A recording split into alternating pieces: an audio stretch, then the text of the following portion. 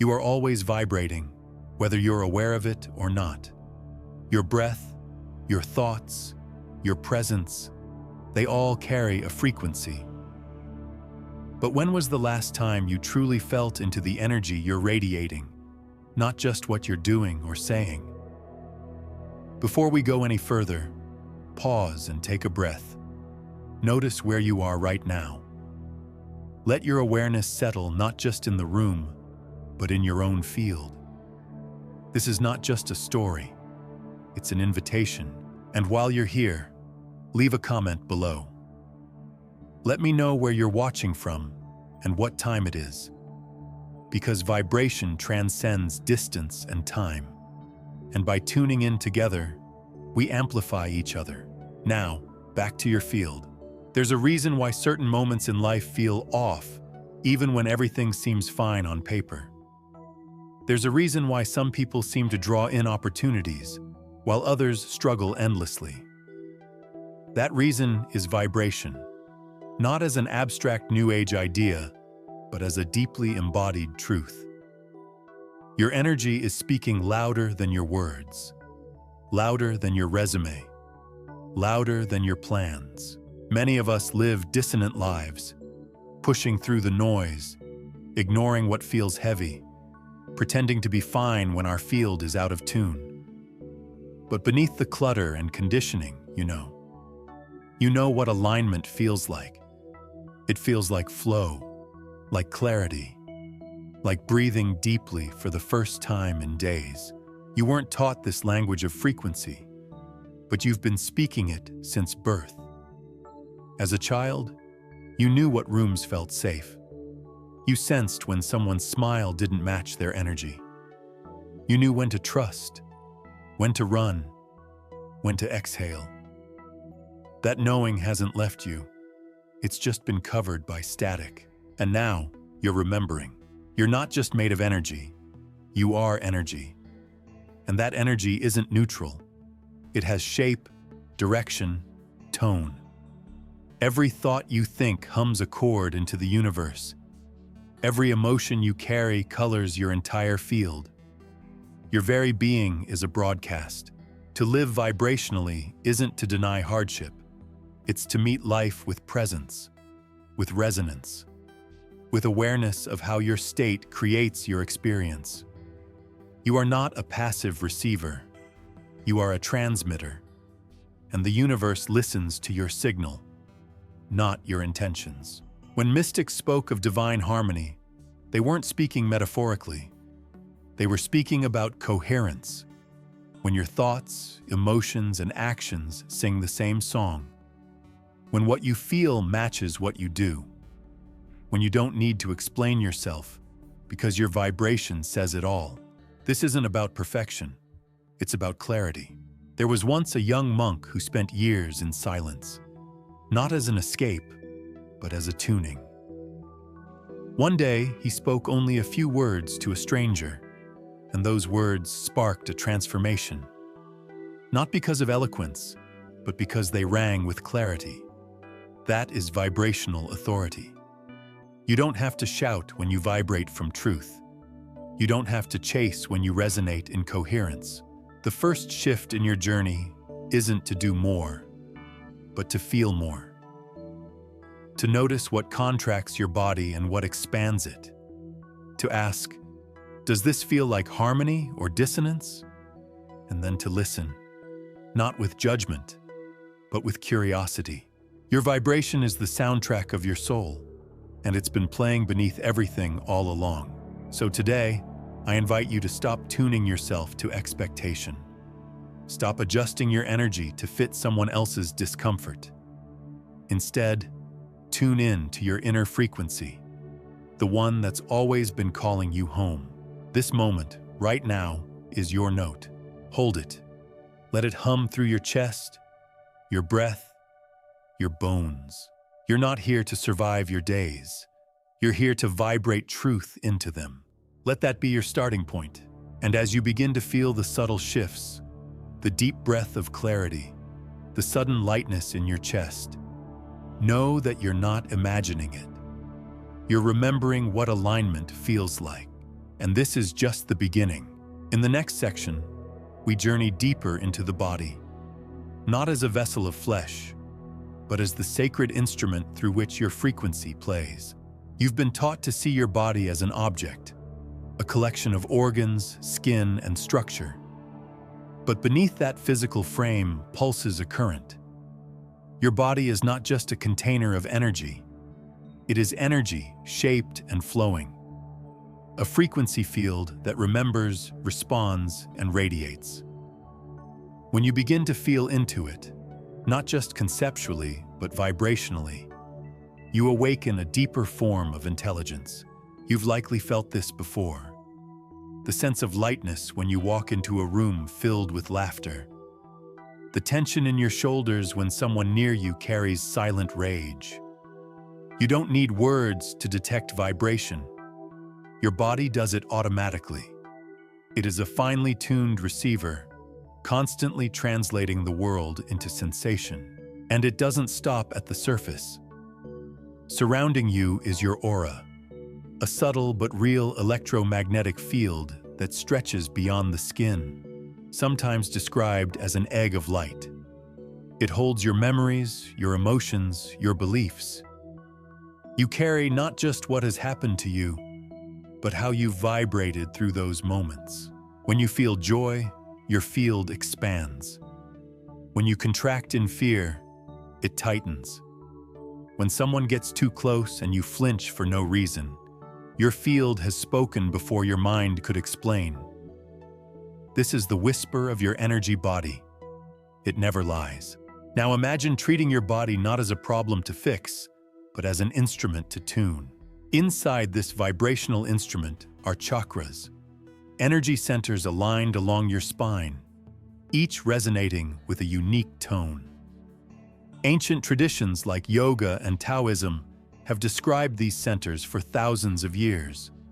And even though modern science hasn't fully mapped them, your experience already has. The base of your spine, the root chakra, grounds you in survival, security, and belonging. When this area vibrates clearly, you feel safe, supported, present. A little higher, the sacral chakra pulses with creativity, emotion, and sensuality. It invites flow, movement, pleasure. The solar plexus, just beneath your ribs, governs your will, your power, your ability to choose with clarity. It's where your no lives, where your sense of agency rises. At your heart, another center beats. Not just blood, but love, compassion. The ability to hold both yourself and the world in gentleness. At the throat, your voice, your truth. The ability to speak not just what's expected, but what's aligned. Between your brows, the third eye. Intuition, vision. The sense that there is more than meets the eye, and the knowing of how to feel it. And above, the crown, connection to spirit, source, silence. The part of you that isn't afraid, because it knows it is infinite. Each of these centers can open or close, not permanently, but responsively.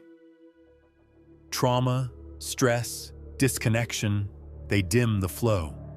But breath, awareness, and presence begin to restore it.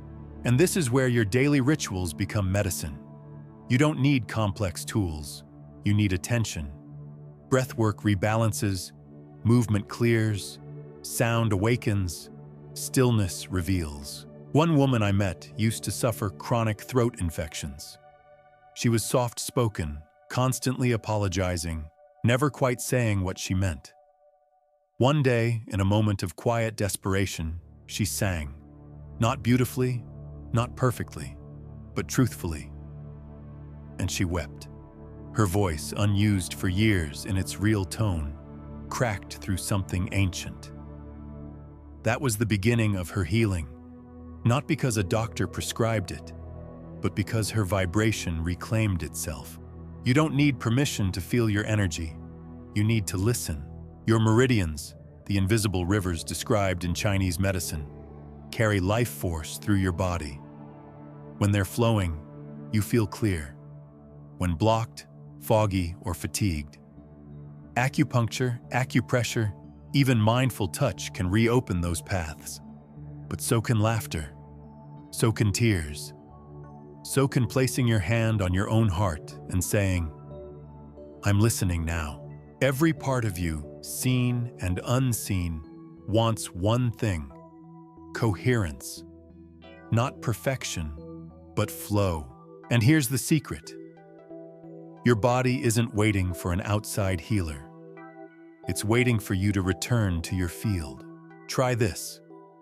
Close your eyes and scan your body slowly, from the tips of your toes to the top of your head.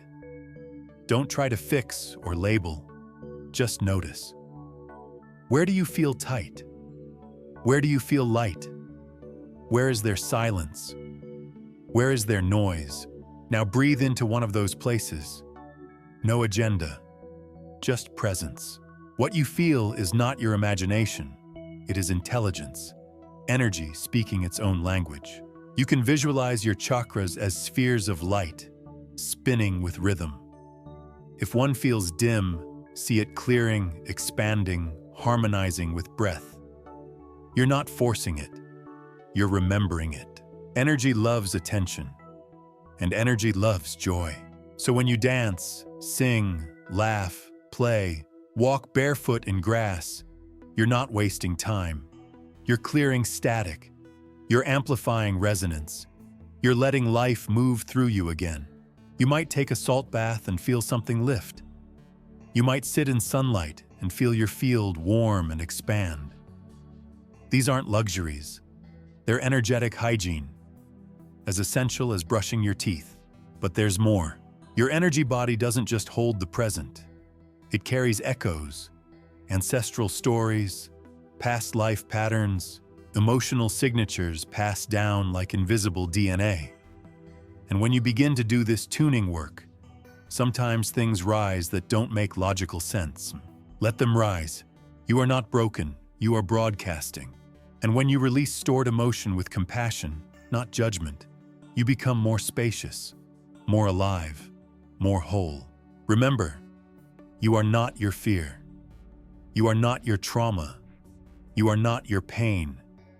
You are the field they moved through. And you are free to change the song. As you begin to feel the music of your own field, the question arises, if this is how your body truly wants to feel, what would it mean to live from that feeling? We'll explore that in the next section, where your consciousness becomes the tuning dial and your awareness the key to harmony. You are the dial. You are the tuner. You are not a passive receiver of life's noise. You are the one choosing what frequency your inner world vibrates on. And consciousness, your luminous, aware presence, is the very hand that turns the knob. Most of us weren't taught this. We learned to live reactively. Wake, rush, scroll, solve, survive. Each day moved forward not from deep awareness, but from habitual momentum. But here's what happens when consciousness begins to remember its power. The signal clears. Imagine your mind not as a chaotic cloud of thoughts, but as a frequency field. Every belief you carry, every thought you repeat, every subtle assumption about yourself or others, it all emits a tone. That tone becomes your lens, and that lens sculpts reality. When your consciousness is narrowed by fear or shame, the world becomes dangerous, heavy, filled with threat. When your awareness expands, bathed in wonder, gratitude, or peace, the very same world glows with opportunity, softness, and connection. This is not wishful thinking. It's vibrational physics. The state of your awareness determines what you see, what you attract, and how you respond. And the best part? It is changeable, tweakable, trainable. Your consciousness is not fixed. It is fluid. Let's say you wake up one morning, heavy-hearted, foggy-minded. The energy is low. Old thoughts start repeating, "I'm behind. I'm not enough. Nothing's changing." In that moment, most people stay on that channel. But what if you pause? What if you ask yourself, what am I focused on? What frequency am I feeding? And then you breathe. One intentional breath, not shallow, not rushed. A full inhale into the body and a slow exhale into space. That breath alone has already shifted your field. That breath is not just oxygen, it's signal. It's saying, I choose to tune again. David R. Hawkins, a psychologist and spiritual teacher, once mapped out levels of consciousness, not as fixed steps, but as vibrational zones. Shame and guilt sit at the bottom, heavy and contracted. Fear and anger begin to activate movement. Courage is the turning point.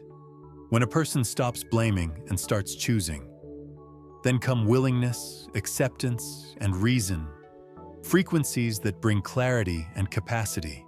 But beyond those lie the luminous states: love, joy, peace, and ultimately, enlightenment.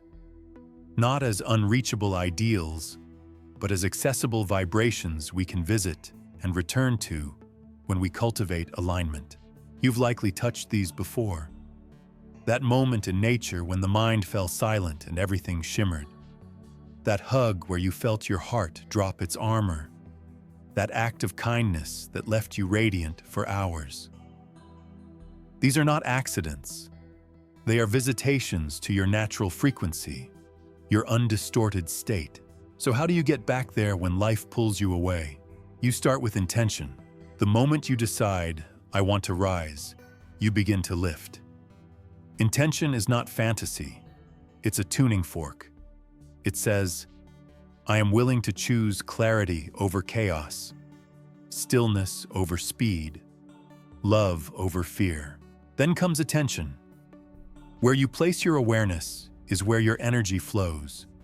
If you fixate on what's missing, what's wrong, what's broken, you entangle yourself in that vibration.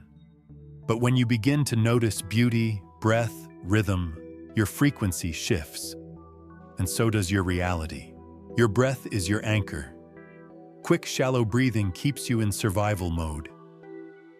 Deep, rhythmic breathing expands your field and calms your nervous system. It's not a performance. It's a remembering.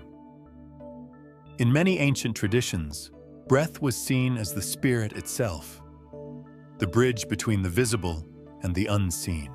Then there's silence. Most people fear it. But silence is not the absence of sound. It's the presence of being. It's the tuning space where your field can harmonize. That's why even a minute in silence, away from screens, away from stimulation, can return you to coherence. And of course, beliefs. Beliefs are nothing more than frequencies you've repeated long enough to feel solid. But they're not permanent. They can be questioned, softened, transmuted. Take the belief, I'm not worthy. If left unexamined, it becomes your bass note. Everything you attract and allow will harmonize with it. But the moment you see it, the moment you speak, is this true? You begin to shift the signal. Affirmations are not magic formulas. They are vibrational reprogrammers. When said with presence, they install a new signal into the field. I am enough. I am safe in myself. I am free to change. Say them not just with your voice, but with your breath, with your body. Let them resonate, not as declarations to convince, but as frequencies to remember. And here's the most powerful truth. Your vibration affects the collective. You are not isolated. Your frequency ripples. When you raise your consciousness, you subtly lift the entire field around you. That's why collective meditation, group intention, and conscious communities are so powerful. They amplify, they synchronize, they accelerate healing. At the same time, be mindful of what you consume. News cycles, conversations, online spirals, these are all energetic inputs. Every piece of content you take in becomes part of your vibration. Ask yourself, is this lifting me or lowering me? This isn't about perfection. You will drop into old frequencies.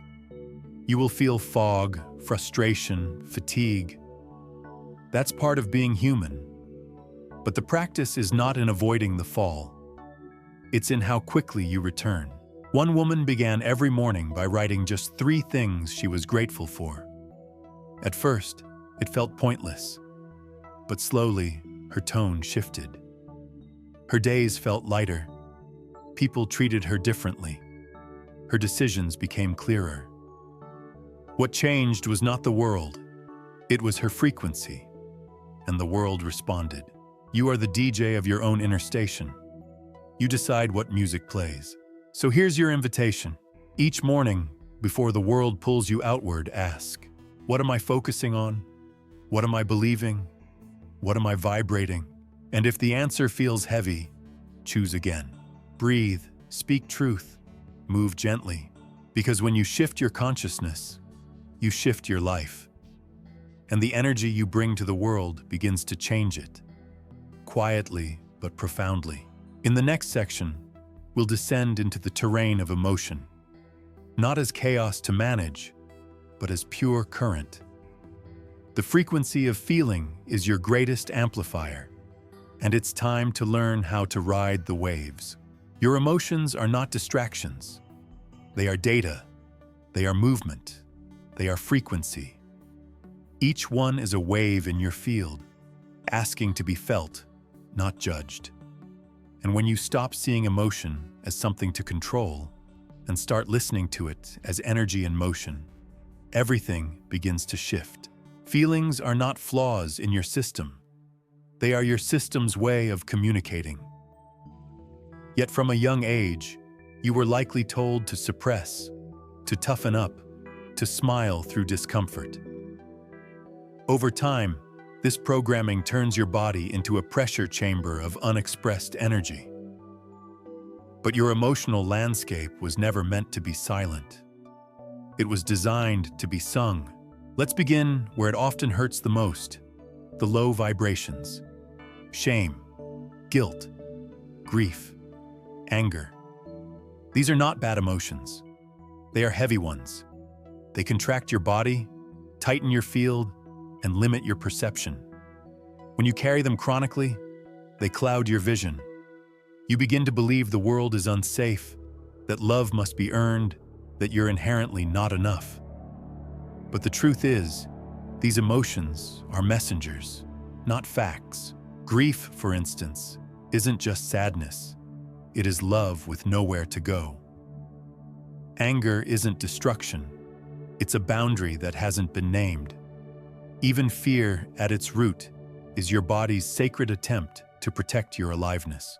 So instead of numbing, what if you simply allowed yourself to feel? One man, a widower, began every morning with rage, his chest tight, his fists clenched. But instead of repressing it, he gave the emotion space. He screamed into pillows, he walked for hours, he cried, and slowly, what was once a storm became a river. Beneath the anger, he met his grief. Beneath the grief, he found memory. And through memory, love. That's emotional alchemy. Emotions move in waves. They want to rise, crest, and release. But when we label them as wrong or dangerous, they stagnate. They get trapped in the body, stored in the hips, the gut, the jaw. Over time, they manifest as tension, illness, confusion. You don't need to fix your emotions.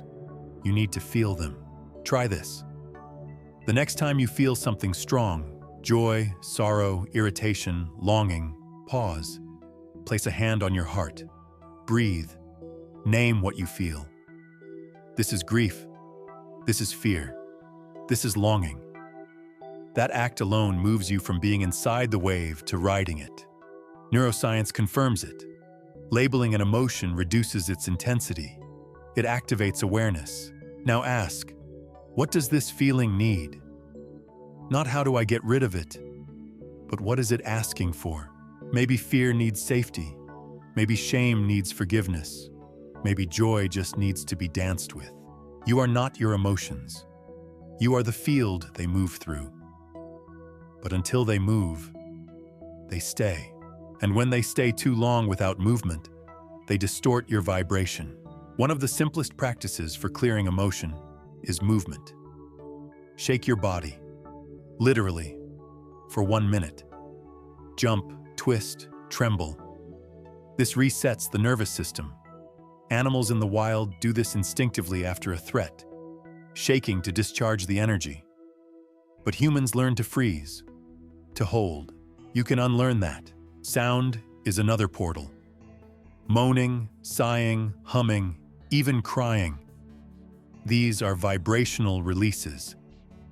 Let your body vocalize without performance. Your cells will thank you. And of course, there's joy. Joy is not a reward. It's a frequency available now. But only if you allow yourself to feel, even the full spectrum. When you welcome emotion instead of resisting it, you become emotionally sovereign. You no longer fear what you feel. You trust your inner weather. You become skilled at sailing your own sea. Think of children. They cry, laugh, scream, and recover within minutes. They don't label their emotions as problems. They let them pass. That's emotional resilience, and you can return to it. But here's the nuance. Emotional freedom doesn't mean indulgence. It means awareness. Feeling without drowning. Naming without clinging. And yes, you'll still be affected by others. Emotion is contagious.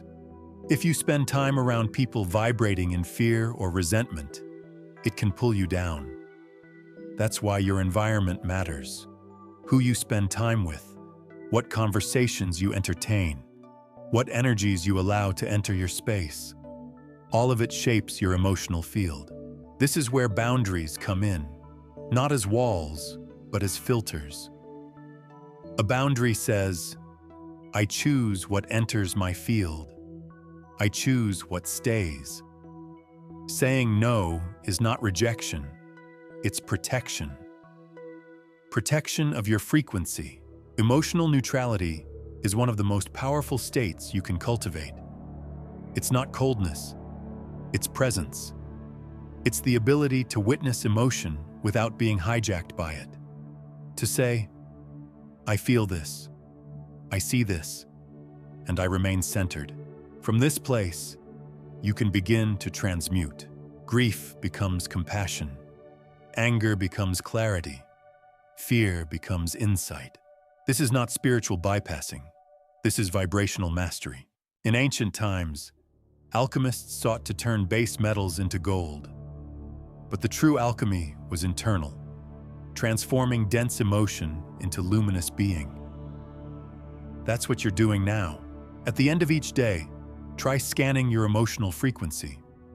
Ask, when did I feel open? When did I feel closed? What lifted me? What drained me? These are not trivial reflections. They are tuning mechanisms. Your body remembers every emotional imprint.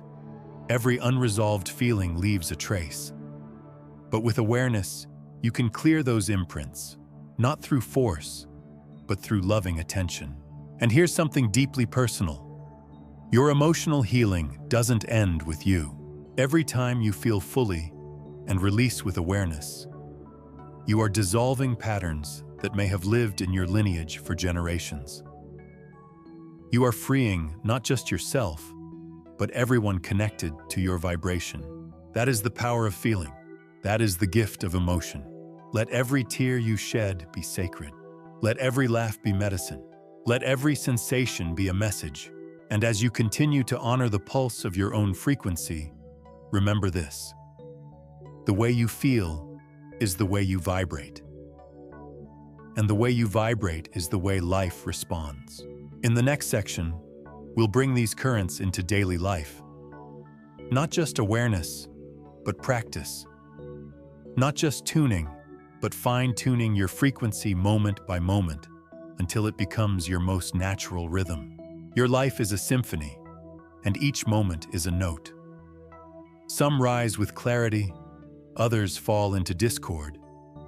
But when you begin to tune your personal frequency, not once in a while, but continuously, like breath, you shift from chaos to coherence, from drifting to directing. Tuning doesn't require grand gestures. It lives in the small choices you make every day. The way you wake, the way you speak to yourself, the space you live in, the pauses you take. Each one is either tuning your energy to your highest vibration or slightly off-key. Let's begin with awareness. From the moment you open your eyes, your energy is active. Before the to-do list, before the scroll, before the coffee, your field is listening. So ask yourself, what vibration am I starting with today? Instead of reaching for a phone, reach for presence. Even 1 minute of silence before rising can change the trajectory of your day. Breathe. Place a hand over your heart. Ask, what energy do I want to live in today? Calm, power, joy. Choose one word. Let it fill your body like light through a window. Let it become your compass. Your frequency begins with attention, and your attention is a sacred currency. As the day moves, your habits become frequency holders. Think of your thoughts as the narration of your field. The more you speak with judgment, toward yourself, toward others, the more static you build. But when your inner voice shifts to curiosity, kindness, or even silence, your vibration lifts. You don't need to stop every negative thought. You simply need to become aware of it. Is this thought true? Is it useful? Is it aligned with how I want to feel? If not, let it pass like a cloud. You don't have to grip every idea that floats through your mind. One woman began her tuning practice by placing notes around her house. Breathe. Is this my truth? Return to center. These tiny nudges kept her field aware. It's not about effort. It's about remembering. Now let's talk about space. Your environment is not neutral. The clutter in your room, the lighting at your desk, the noise in your kitchen, each carries a frequency. You don't need a new house. You need intention. Clear a corner and make it sacred. Light a candle. Play soft music. Place a symbol that brings you peace. Let that space become your tuning fork, a physical reminder of your chosen energy. Even the way you eat holds vibration. When you prepare food, do you rush, scroll, or do you offer thanks? What you eat matters, yes, but how you eat it matters just as much. When you bless your food, you align your field with gratitude. When you eat with awareness, your digestion improves. Your nervous system softens. Your energy integrates. And relationships, oh, how they affect your frequency. Some people lift you with a glance. Others drain you with a single word. This isn't about judgment. It's about resonance. You are not obligated to remain available to every frequency. You have the right to protect your energy. If someone always leaves you feeling smaller, it's okay to step back. If a conversation feels heavy, breathe before responding. If you feel yourself shrinking, pause and return to your center. You don't owe anyone your energetic collapse. This is not selfishness, it's self-tuning. High-vibration relationships aren't perfect. They're honest. They're spacious. They allow each person to rise in their own way. Your habits also speak. What do you do first in the morning? How do you transition between tasks? What rituals bracket your day? These invisible rhythms either uplift your field or drain it. Start your day with breath. Even 2 minutes of stillness can set the tone. Pause between tasks. Stretch. Sip water slowly. Let your nervous system recalibrate. In the evening, reflect. Ask, where did I rise? Where did I contract? Not with blame, but with curiosity. Each moment is a clue, a teacher, a note in your symphony. And don't forget joy. Joy isn't a reward, it's a practice. Dance for no reason. Hum a tune. Watch the sky. Laugh with someone you love. These aren't luxuries. They are frequency medicine. You can even infuse joy into mundane moments. Wash the dishes with music. Fold laundry with prayer. Walk with your senses wide open. When your field is tuned to joy, everything becomes sacred. And when you crash, because you will, have a reset ritual. Place your hand over your heart. Breathe deeply. Speak out loud. I honor this moment. I choose to return to center. Visualize golden light moving through your body, cleansing, harmonizing, realigning. You don't need to be high vibe all the time. You need to know how to return when you fall. Your energy is always listening, always adapting. And everything you do, every yes, every no, every breath, is either reinforcing your frequency or rewriting it. One man I worked with built a frequency map. He listed 5 tools that lifted his energy in each domain: thought, emotion, body, space, relationship. Then each day, he practiced one in each area. Slowly, his life shifted, not through force, but through tuning. His energy led, and his world followed. So begin now. Pick one habit, one moment, one space. Tune it. Bring presence. Bring breath. Let your field adjust. Then pick another, and another. This is how you build a vibrational lifestyle. Not through sudden change, but through steady alignment. In the next section, we explore healing through frequency, not metaphorically, but directly. How sound, light, and intention can enter your field and restore balance in ways words never could. Healing doesn't always come through words or logic. Sometimes it enters as a tone that makes you cry, a color that calms your chest, a flicker of light that cracks something open in your bones. Healing is frequency, felt, not always understood. And when you begin to work with vibration directly, the body listens in ways the mind never could. You've likely felt this already. The way a certain song pulls tears from nowhere. The sensation of your shoulders dropping just from hearing wind through trees. The softening that comes from warm light filtering into a room. These aren't coincidences. They are recalibrations. Sound, light, and intention are some of the most ancient and most potent healing forces. Long before science confirmed what sages knew, people chanted to realign, danced to discharge, bathed in sunlight to cleanse the soul. Now we remember. Let's begin with sound. Your body is a resonant chamber. Every cell vibrates. Every organ responds to frequency. When a sound wave enters your field, it doesn't just land in your ears. It moves through your bones, your tissues, your water. Binaural beats are one example. 2 tones played into opposite ears create a third, internal frequency in the brain. Depending on the difference, your brain shifts into different states. Alpha for creativity, theta for deep meditation, delta for healing rest. You don't have to understand the math. Just close your eyes and let your brainwaves tune.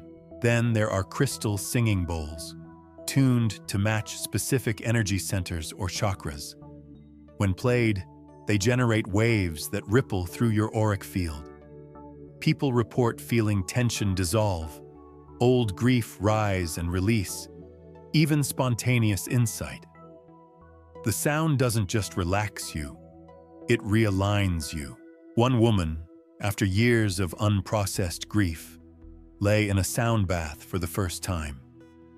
The moment a low D note rang out, she felt her chest crack open, not in pain, but in release. She wept without knowing why, but afterward, something inside her had shifted. That's vibrational medicine. Even your own voice is a tool. Try humming with your hand on your heart. Feel the vibration. Chant a single word. Truth, love, light. Let it move through your throat and out into space. You're not performing. You're tuning. This is why chanting exists in so many traditions. Not as ritual for ritual's sake, but as energetic recalibration. The repetition of sacred syllables aligns the field, clears static, strengthens coherence. Now let's speak of light. Every color carries a frequency.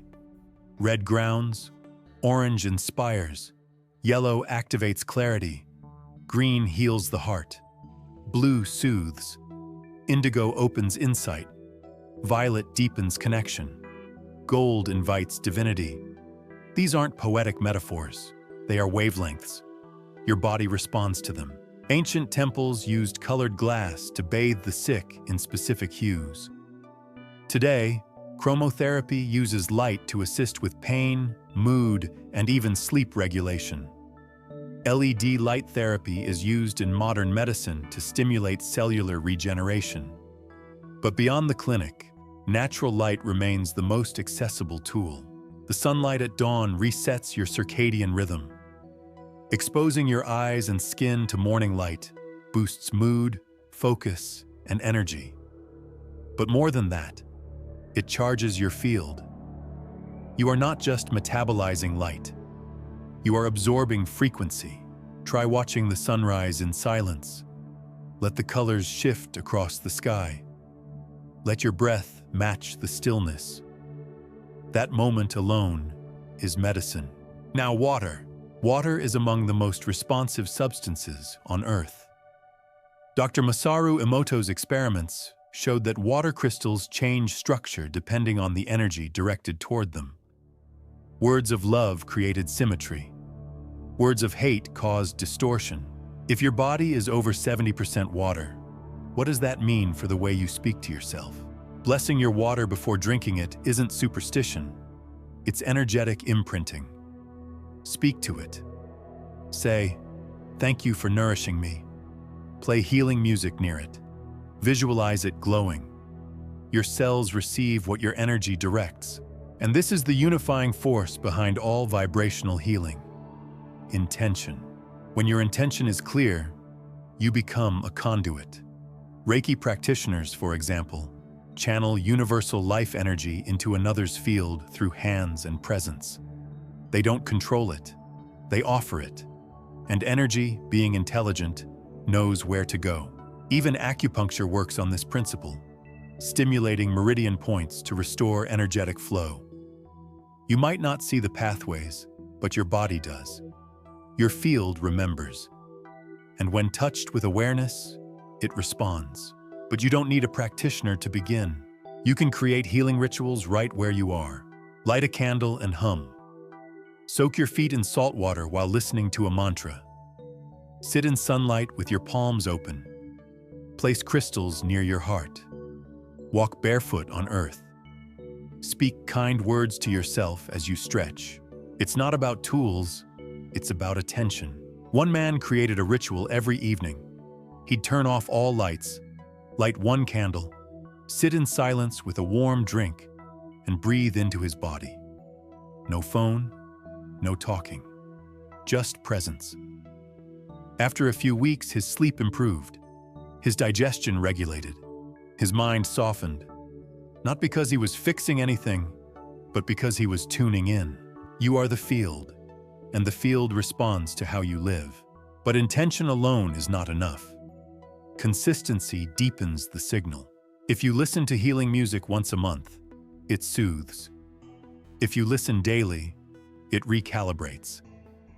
If you speak to your water occasionally, it uplifts. If you bless every meal, your body begins to shift. Healing is not a one-time download, it is a relationship.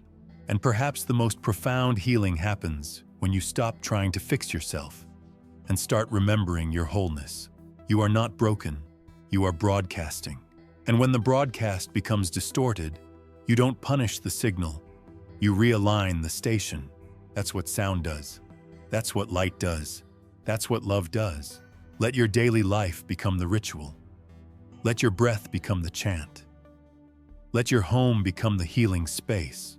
And let your body become the receiver of what it's always longed for. Coherence. In the next section, we explore what it means to live not just with moments of alignment, but to exist as alignment itself. To stop visiting harmony and start becoming it. There comes a point in your journey when alignment stops being something you chase. It becomes something you live. Not perfectly, not constantly, but consciously. In small, deliberate ways, you begin to embody your frequency instead of searching for it. You stop thinking about alignment as a destination and start feeling it as a rhythm. You know when you're in it. Your breath deepens without effort. Your decisions feel quieter, yet more certain. You stop needing signs because you become one. You walk into a space and people feel calmer, more open. You're not forcing peace. You are peace. This is energetic harmony. It doesn't look like glowing all the time.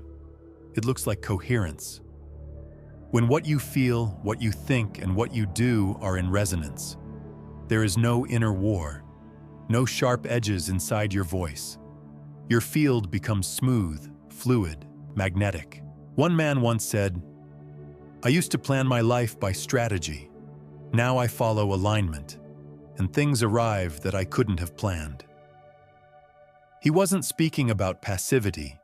He was speaking about trust, the kind of deep cellular trust that only arises when your energy leads your choices, not your fear. This is what changes when you begin to live as frequency. You stop needing to push.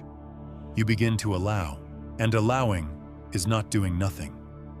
It is tuning so precisely that life can move through you without resistance. Imagine a violinist who no longer needs to check her tuning because her whole body knows the sound. That's you, once you remember your song. Living in alignment means your actions grow out of your frequency, not the other way around. You don't meditate to become peaceful. You move from peace so meditation becomes natural. You don't journal to figure out your life. You already feel aligned, so the words come as a celebration. You can build this relationship with your field, and it starts in the quiet moments. Ask yourself now, what does alignment feel like in my body? Maybe it's warmth in the chest. Maybe it's a stillness behind the eyes. Maybe it's simply the absence of force. Learn that feeling. Anchor into it. Let it become your tuning fork. When you lose it, and you will, don't panic. Don't spiral into stories about how you've regressed. Just breathe, re-enter, realign. One breath is all it takes. A woman I met had a ritual.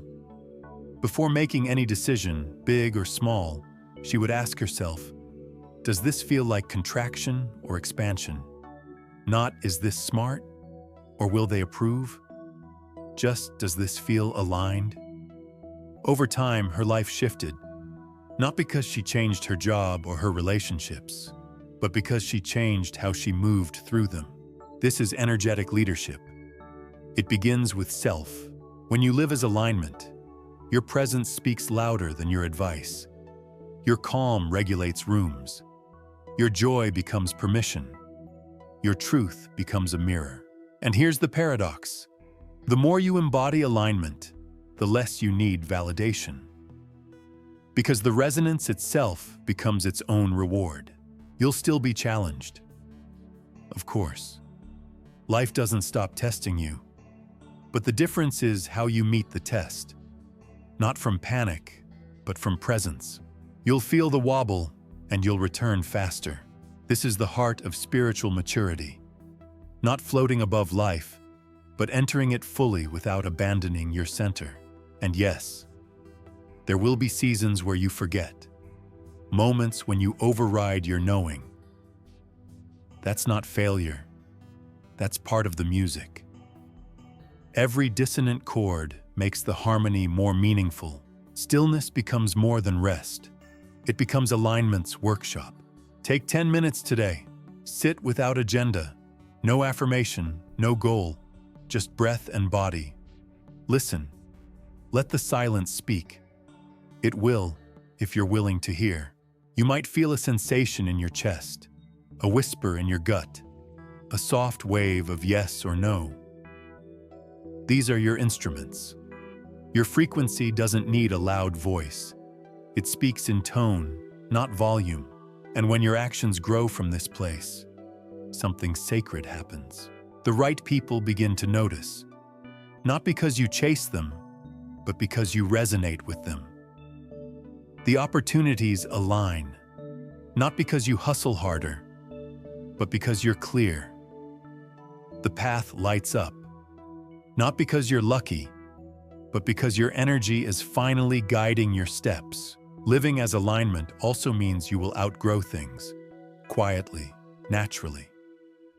Conversations you used to enjoy will feel hollow. Habits you once clung to will dissolve. Places will lose their pull. People may drift. That's not loss. That's resonance correcting itself. And the ones who remain or arrive will feel different. They won't need to be convinced. They'll feel your field and know. This is someone who lives in their truth. You won't need to explain it. You'll embody it. Let your mornings become invitations to alignment. Let your movements become prayers. Let your pauses become power. When you speak, speak from center. When you rest, rest in truth. When you love, love from coherence. Because the world is not waiting for more effort. It's waiting for more resonance. In the next section, we'll explore how to bring this harmony into every corner of your life. Not just into your body and breath, but into your schedule, your relationships, your home, your habits. To turn alignment from a feeling into a lifestyle, you don't need a new life. You need a new way of living the one you already have. Alignment isn't just a feeling to experience in meditation or on a retreat. It's a framework, a rhythm, a way of moving through your day so that every moment supports your frequency, not competes with it.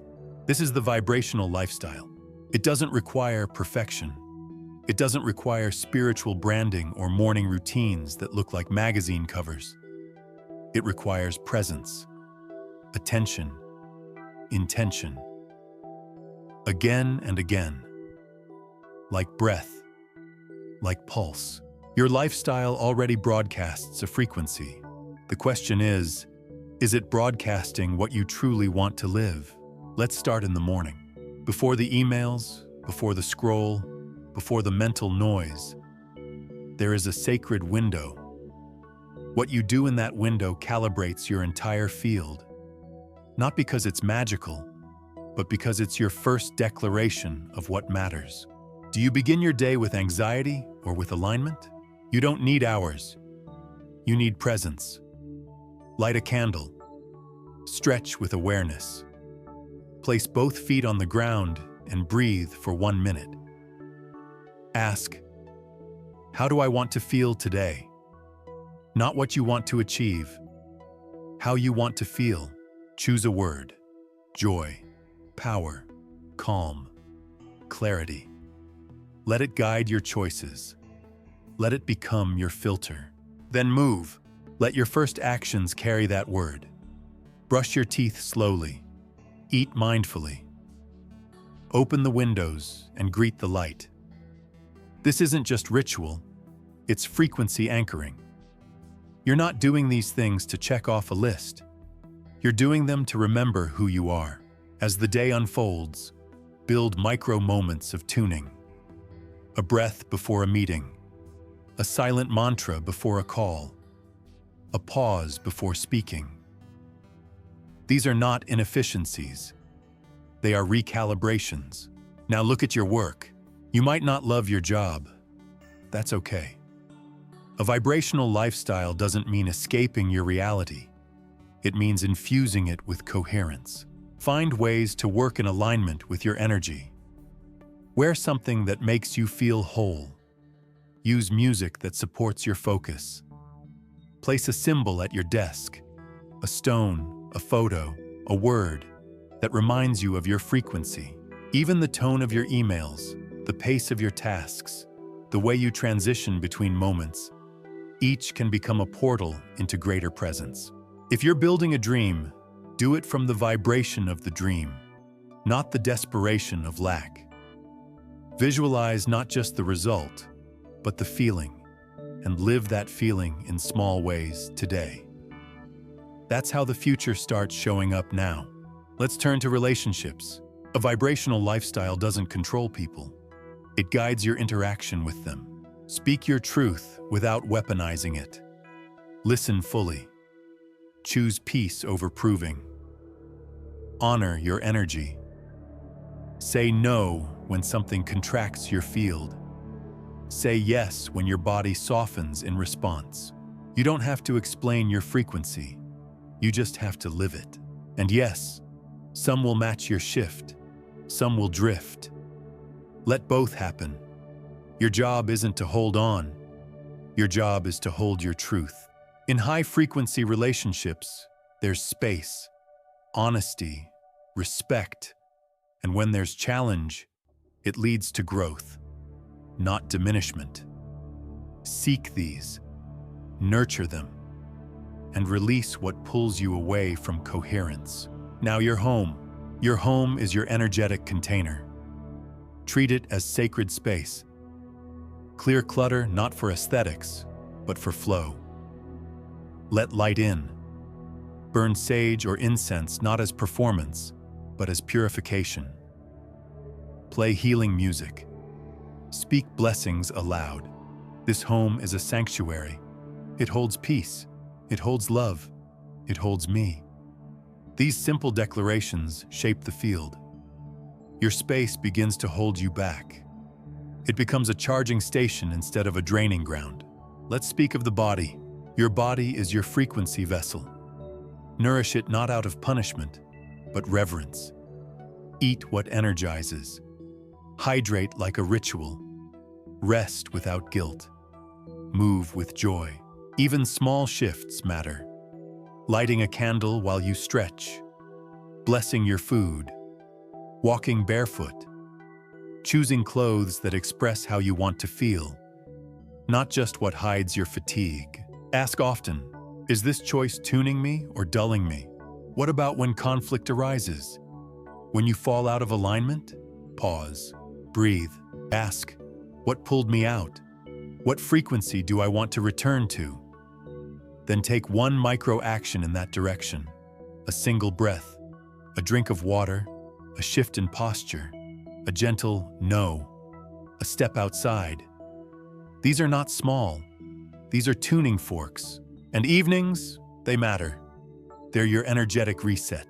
Before sleep, scan the day. Ask, where did I feel most aligned? Where did I shrink? What do I want to carry forward? What do I choose to release? Then release it, lightly, no shame, no spiral, just space. Set your sleep frequency with intention. Gratitude, forgiveness, softness. Play healing music as you rest. Let your body remember wholeness as it regenerates. A vibrational lifestyle doesn't mean every day is perfect. It means every day is felt, engaged, tuned. You'll forget, you'll rush, you'll react, and then you'll remember. And return. That's the path. Not rigid perfection, but fluid remembrance. So ask yourself now, what would it look like if every part of my life became an extension of my frequency? Not your ideal life, your real one. How would you answer messages? What kind of conversations would you choose? What would you stop doing? What would you finally begin? This is not a test. It's a practice. Design your life not just for productivity, but for presence. Let your routine become ritual. Let your choices become coherence. And when you get tired, when you fall out of tune, don't shame yourself. Just come home. To breath, to body, to stillness, to joy. Let your lifestyle become your light. In the next section, we'll explore how to guard that light, how to protect your frequency from being drained, and how to reclaim it when it is. You're not here to be porous. You're here to be powerful. There is a sacred responsibility in living at a higher frequency, not to others, but to yourself. Because the more you align, the more sensitive you become. And with sensitivity comes the need for discernment. The world doesn't stop being loud just because you've learned to be still. It keeps spinning, shouting, pulling. So protecting your energy isn't just spiritual hygiene, it's survival. You are not here to be porous. You are not here to absorb everything around you like a sponge. You are here to stand as a tuning fork, stable, sovereign, strong. And that begins with boundaries. Not rigid walls, not armors of detachment, but conscious filters. Filters that let in what nourishes your field and gently redirect what doesn't. Ask yourself often, does this nourish my energy or deplete it? It could be a conversation, a habit, a workspace, a social feed, even a tone of voice. When your nervous system tenses, when your body contracts, when your clarity fogs, pay attention. Your frequency is speaking. Learning to say no is not rejection, it's protection. A boundary isn't about controlling others. It's about caring for yourself. One woman had a simple practice. When something felt misaligned, instead of explaining or apologizing, she would say softly, "That doesn't feel right to me." No debate, no defense, just a return to coherence. You can do this too. You don't need to justify your energy. You only need to honor it. This is the first layer of frequency protection. Awareness. The second is ritual. Energy doesn't just leak in, it also drains out through unconscious patterns. Overcommitting, over-explaining, multitasking, people-pleasing, each of these fractures your field. So begin to create rituals that call your energy home. Take a breath between meetings.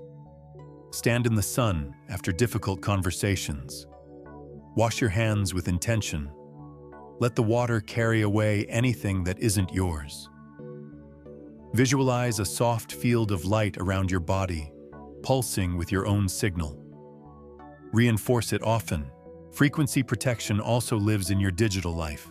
What you scroll, listen to, watch, it all enters your field. It's not about avoiding the world. It's about curating your input. Be mindful. Who are you following? What are you absorbing? Is it aligning you or agitating you? One man deleted all apps from his phone for a week and said it felt like someone turned the static off. For the first time in years, he heard his own thoughts clearly. You don't have to disappear, but you do need to disconnect regularly. Your nervous system and your soul need silence. Protection also includes rest, not the collapse at the end of the day kind, but the sacred kind. The kind where you choose to pause before depletion. To say, I'm not available right now, not with guilt, but with grace. Rest is a tuning mechanism. Without it, your field becomes scrambled. Sleep isn't just physical recovery. It's energetic recalibration. The hours when your subconscious integrates, when your emotional body releases, when your spirit realigns. So treat your rest with reverence. Create rituals around it. Dimming lights, slow breath, no screens, a word of thanks. It's not indulgence, it's frequency preservation. Let's talk about your time. Time is vibrational currency. You spend it, you invest it, you waste it, you honor it. And each moment holds a frequency. Look at your schedule. Is it full of noise? Or is there space to breathe? One of the most profound shifts you can make is to build spaciousness into your day. Not just for efficiency, but for recovery. For returning to your center before it fractures. That might mean 5 minutes of stillness every hour, or taking walks without your phone, or scheduling creative time as seriously as you do deadlines. You are not a machine. You are a field. You need rhythm, not routine. Now consider your emotional environment. Who are the people in your orbit? How do you feel after time with them? If you consistently feel drained, confused, silenced, it's data. You don't have to cut people off, but you do have to recalibrate how much access they have to your energy. Even loved ones can carry heavy frequencies. You can hold compassion without sacrificing your clarity. You can love someone and still say, "Not today." And you don't owe emotional labor to everyone who asks. One woman created a simple script. "I care about you deeply. I don't have the energy to hold this right now, but I'm here when I'm resourced." That is protection rooted in love. You can learn to hold space without losing yourself in it. Frequency protection also includes energetic detox. Some days, despite your efforts, you'll feel off, scattered, low. Don't panic. Just reset. Take a salt bath. Shake your body. Light incense. Drink warm water with lemon. Put on a song that cracks your heart open. Cry. Scream. Laugh. These are not reactions. They are releases. And they matter. Your frequency doesn't need to be high all the time. It needs to be authentic. The most powerful thing you can do when your energy dips is to meet yourself without shame. Sit with yourself and say, "I hear you, I'm with you, I'm bringing us home." And the final layer of protection? Joy. Joy is not frivolous. It is fortification. A high-frequency shield that repels distortion. When you make space for joy, real, embodied, spontaneous joy, you raise your field so fully that lower vibrations can't cling. So dance. Make tea slowly. Send voice notes full of love. Watch clouds. Listen to old music. Create for no reason. Your joy is your power, and when the world tries to guilt you out of it, keep dancing anyway. You are not irresponsible for prioritizing your peace. You are essential. Let your life be shaped not by pressure, but by pulse. Not by urgency, but by resonance. This is what it means to protect your frequency. Not to isolate, but to become so coherent, so anchored, that your energy speaks for itself.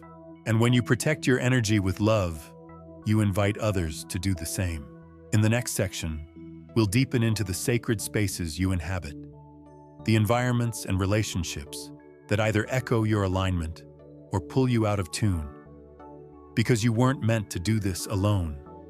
You are always resonating in a larger field. You're not vibrating in a vacuum. Your energy doesn't stop at the edge of your skin. It moves, echoes, mingles. Every space you enter and every person you meet becomes part of your vibrational field. This is why your environments matter. This is why your relationships matter.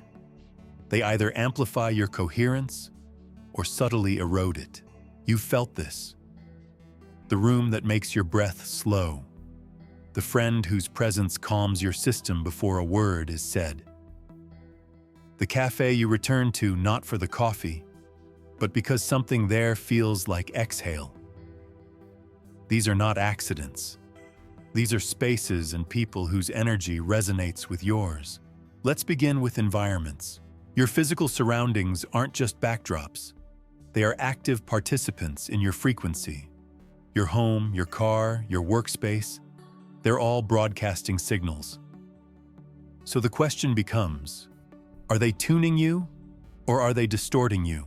One man used to dread returning home, not because of the people, but because of the energy. His space was cluttered, stale, unintentionally heavy. So he began clearing it. not just for organization, but for vibration.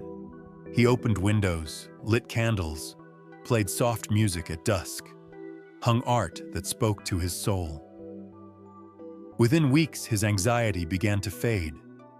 The space had changed, but more importantly, he had changed in the space. Try this.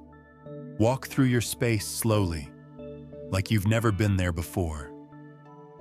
Notice what contracts you, what uplifts you, which corners feel forgotten, which shelves hold stories you've outgrown. Then begin to shift.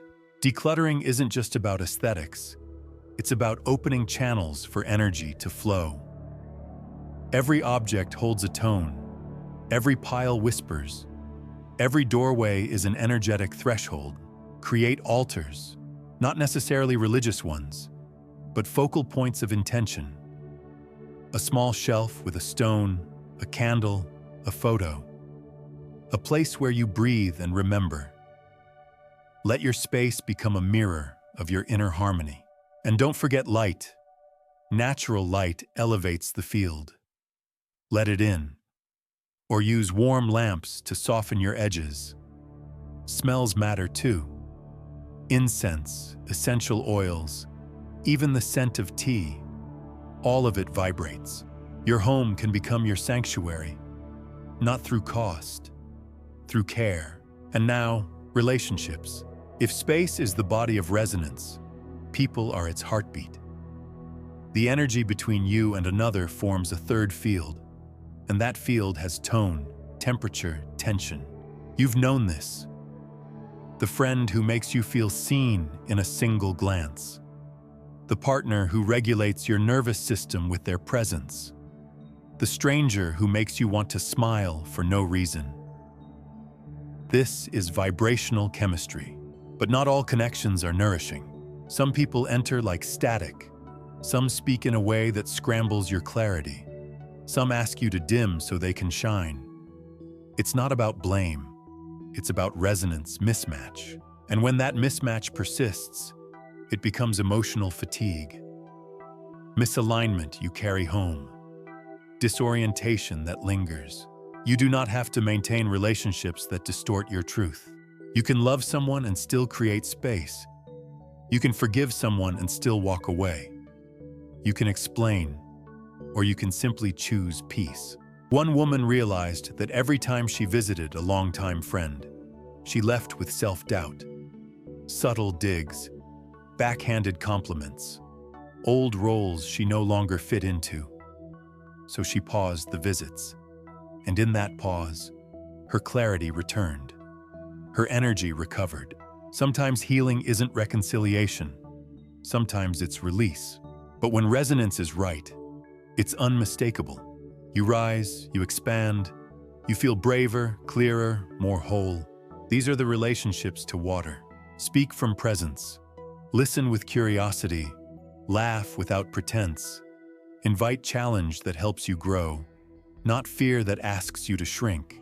And when conflict comes, and it will, stay in your frequency.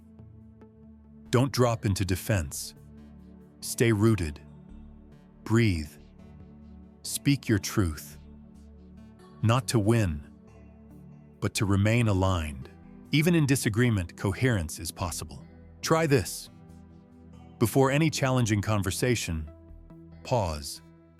Ask, what tone do I want to bring into this field? Set the intention. Speak from there. Sometimes, simply naming your frequency out loud shifts the space. I want to talk with clarity and care. Or, I want to stay open even when it's hard. These aren't scripts. They're vibrations. They set the field. And when the interaction is over, clear your energy. Walk, breathe, shake your hands. Imagine letting go. Don't carry what isn't yours. Your field is sacred. And remember, just as others affect you, you affect them. Your presence becomes medicine when it's anchored in alignment. You don't need to fix anyone. Just stay tuned. Let your coherence do the work. Children especially feel this. They mirror your nervous system more than your words. A parent who's calm in chaos teaches regulation through their field, not through lectures. You can become that kind of presence. Not just with children, with everyone. Let your spaces be infused with safety. Let your relationships echo truth. Even your digital connections. Curate them. The people you follow, message, read, all of them are part of your vibrational sphere. Be as discerning online as you are in person. And for those you love deeply, create rituals of connection. A shared breath before meals, eye contact before parting, notes of appreciation, silence without phones. These moments seem small, but they create coherence. Two hearts in resonance are stronger than one, and one coherent heart can shift a room. So when you're unsure what to say, be still and feel. Let your energy speak first, and trust it. In the next section, we'll bring all this inward again. Not just into environment or relationship, but into the core of your being. Into the practice of living from vibration instead of toward it. So your life isn't something you manage. It's something you emit. Everything changes when you begin to live from the inside out. When your choices, actions, words, even your silence start flowing not from habit or pressure, but from alignment. You are no longer reacting to the world. You are shaping it quietly, steadily, vibrationally. Living from the inside out means you stop asking, "What should I do?" and start asking, "What feels true in my field right now?" It's not that you ignore responsibility or avoid challenge. It's that you no longer override your truth to meet external expectation. One man used to wake up every day with a list of obligations in his head. Emails, meetings, errands. He would rush, perform, collapse. Then he learned to shift a single question. Instead of, "What do I have to do today?" he asked, "What frequency do I want to hold today?" From that place, the list rearranged itself. He moved with breath. He made space between tasks. And things got done faster, with less effort, because he was moving from resonance, not reactivity. This is the essence of inside-out living. Frequency before function. Alignment before action. It's not always comfortable. In fact, it often means choosing the unfamiliar path. Saying no to what once made you feel valuable. Saying yes to what feels quiet, subtle, sacred. Letting go of proving. Releasing the chase. Because when you live from the inside out, validation loses its grip. The outside world becomes a mirror, not a master. And here's the paradox. When you stop trying to be impressive, you become magnetic. People feel your field before they hear your words. They sense the coherence, the ease, the wholeness, and they respond. Not everyone will like it. Some will resist your shift. They were used to your old frequency, perhaps the one that said yes too often, that bent under pressure, that dimmed in order to belong. But your coherence will challenge their comfort. Let it. You're not responsible for their reaction. You're responsible for your resonance. Living from your vibration means taking full ownership of your inner state. It's no longer about blaming circumstances. It's about tuning moment by moment. You feel the contraction, and instead of numbing, you breathe into it. You feel the surge of anger, and instead of exploding, you ground it. You feel the wave of joy, and instead of rushing past, you stay in it. You let life pass through you, not to overwhelm you, but to awaken you. This requires presence. You can't live from the inside out on autopilot. Presence is the gate, and awareness is the compass. That means checking in with yourself constantly, not obsessively, but compassionately. What am I feeling? What am I believing? What frequency am I holding? These aren't fluffy questions. They are portals. They shape the choices that shape your life. And the more you practice, the faster the recalibration. One woman had a mantra she used anytime she felt overwhelmed: return to resonance. She didn't need to analyze. She didn't need to journal for hours. She just needed to feel her field again. One breath, one moment. That was enough. This is vibrational self-leadership. It's not about controlling your state. It's about remembering that you are the one steering it. And when your frequency leads, your life follows. You stop fighting what is and start aligning with what wants to become. You stop micromanaging and start magnetizing. You stop reacting and start radiating. Your field becomes a living prayer. Your life becomes a message. This is what alignment looks like. And then the world shifts. Not all at once, but in ripples. People begin to respond differently. The right opportunities appear. The next step becomes obvious. Not because you forced clarity, but because you became clear. Living from the inside out also means that your external life may simplify. You may realize you don't need as much noise, as much input, as much stimulation. Stillness becomes your sanctuary. Solitude becomes sacred. You begin to hear your own rhythm again, the one that got drowned out by performance, by urgency, by expectation, and you follow it. You might spend less time online and more time watching trees sway. You might say fewer words and feel more connection. You might create without asking for approval. You might rest before you collapse. This isn't laziness. This is precision. You are becoming an instrument that plays only what is true. And here's the most beautiful part. It becomes effortless. Not easy, but effortless. In that you no longer waste energy resisting what is not yours to carry. You walk into a room, and instead of scanning for cues, you arrive in your energy. You engage with others, and instead of adjusting to keep peace, you stay anchored in truth.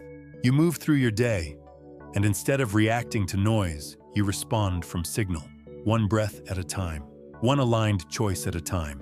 This is what spiritual sovereignty feels like. Not separation, but rootedness. And when life throws chaos your way, and it will, you meet it differently. You don't collapse, you calibrate. You don't harden, you harmonize. You don't rush, you remember. And the remembering isn't intellectual, it's energetic. It's the moment you catch yourself spiraling and pause. The moment you hear your inner critic and soften. The moment you feel fear rise and choose presence over panic.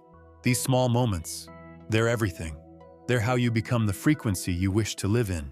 And when you do, your life becomes aligned from the inside out. Not because you've mastered a routine, but because you've returned to yourself. In the final section, we bring everything full circle. We turn from tuning to transmission, from becoming to leaving behind. Because your vibration is not just your power, it is your legacy. There's a moment, quiet, almost imperceptible, when you realize everything you've been building within yourself isn't just for your own transformation. It's for the field, for the world, for those who cross your path, now and long after you're gone. This is the vibration of legacy, not the kind etched in plaques or remembered in speeches, the kind that lingers in the air after you leave a room, that resonates in someone's nervous system because you spoke with kindness when they didn't expect it, that shifts someone's trajectory because you stood calmly in your truth instead of collapsing into chaos. Legacy isn't built after you die. It's broadcasted while you live. It pulses in the way you carry yourself, the tone of your voice, the energy in your eyes, the presence in your silence. You don't need to change the whole world to leave a mark. You already are. Every thought you clean, every emotion you feel instead of bury, every boundary you draw with love, every moment you return to resonance. You ripple. This ripple is not metaphorical, it is real. Energy moves, it travels, it stays. And when your vibration lifts, even slightly, the collective lifts with you. Maybe just a thread at first, a whisper, But that whisper touches another and another. This is vibrational legacy, the invisible light trail you leave behind. Think of someone who changed you, not because of what they achieved, but because of how they were. A teacher, a stranger, a friend. Maybe it was one sentence, one gaze, one presence that helped you remember who you are. They may not even know the impact they had. That's the beauty of vibrational influence. It's not performative, it's not tracked, it simply is. Now you're that person, for someone, or many, right now. It could be the way you smile at your child when they're having a rough morning, the way you answer a phone call with patience, the way you let someone speak without rushing to fill silence. These are not small things. These are frequency transmissions. Your life becomes a living field, a space others step into and find themselves a little more grounded, a little more open, a little more free. And the more you anchor into alignment, the more effortless it becomes. You stop trying to be the light. You simply are the light, not always gleaming, but steady, real, clear. One woman I met began blessing everything she touched. Her food, her home, her emails, her clothes. Not out of ritual, but out of remembrance. She said, "If everything I touch carries a piece of my vibration, I want that vibration to be love." And over time, the things she touched began to hold her energy long after she moved on. This is not superstition. This is vibrational integrity. The truth is, you already have a legacy. The question is, what frequency are you leaving behind moment to moment? Are you planting seeds of tension or seeds of trust? Are you speaking from defense or from depth? Are you pushing forward or pulsing from center? When you begin to see your life as a vibrational imprint, every action becomes sacred, not pressured, but sacred. Your schedule becomes a map of your alignment. Your money becomes a tool for coherence. Your body becomes a speaker for your soul. Your home becomes a broadcast tower for peace. And when you live this way, life responds. You'll notice things begin to flow, not because you're lucky, but because you're in tune. Synchronicities will appear. Invitations will arrive. Connections will feel effortless. Not perfect, but resonant. People may start saying, "There's something about you. I don't know what it is, but I feel better around you." That something is your frequency. You've become the field. And as you walk through your days, doing the mundane, drinking tea, sending texts, folding laundry, you begin to feel it. I'm living my legacy right now. Not later. Not someday. Right here. Because legacy is presence. It's the way you hold your own hand when no one else does. It's the way you breathe before reacting. It's the way you love yourself out loud, so others feel safe to do the same. So if you've ever wondered, am I making a difference? The answer is yes, already. Every time you choose stillness over spiraling, love over defense, curiosity over criticism, you transmit. And those transmissions travel. They move through time, through bodies, through generations. Your inner work is ancestral work. Your presence is planetary. And when you forget, because you will, just return. Gently, quietly, powerfully. Place your hands over your heart and ask, what legacy am I living today? Not what do I want to be remembered for, but what am I resonating right now? Then align, act, speak, pause, offer. Let that be enough, because the most enduring legacies are the ones etched not in stone, but in energy. And yours is already unfolding. Now close your eyes. Breathe slowly. Feel your body. Not as mass, but as music. Remember, you are not here to fix everything. You are here to tune. You are not here to accumulate. You are here to amplify. You are not here to become someone else. You are here to return to who you've always been, a living field of intelligence, beauty, and coherence. Your thoughts are energy.